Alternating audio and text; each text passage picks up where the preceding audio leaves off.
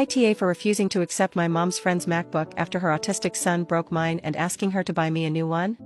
I, 16F, got a brand new MacBook Pro for my birthday last month. My family isn't rich and I don't usually get gifts like that. My parents said they got me that because I've been doing great at school and they thought I deserved something nice after using an old Chromebook for years. A few days ago, my mom's friend came over with her kids, 14F and 10M. We were in my room and me and the girl were sitting on my bed talking while the boy was on the floor playing with some Legos. He is autistic.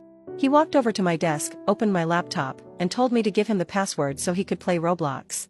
I told him he can't play on my computer and he started crying and saying it's not fair and he's bored.